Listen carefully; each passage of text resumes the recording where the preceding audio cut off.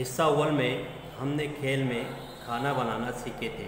अब हम हिस्सा दुव्वम में सबक के आगे के खेल में खाना बनाना देखेंगे। भाग 2। डाळ तांदूळ भांड्यात भरतो।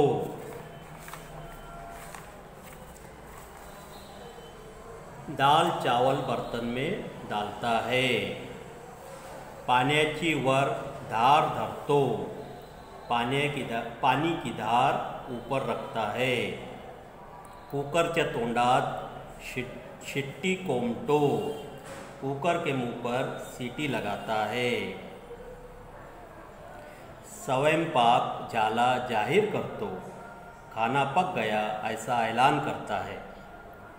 स्वयंपाक माझ्या डबीत मावतो। खाना मेरा डब्बे में भरता है।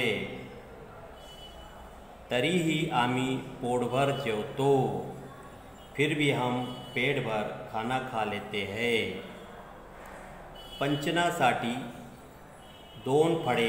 खाना हजम करने के लिए 2 फल। प्रत्येकाला देऊन ठेवतो।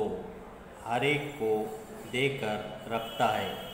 इस तरह जो है हमने सबक में खाना बनाना सीखे हैं। किशोर पाठक लेखक के मुसन्निफ है किशोर पाठक।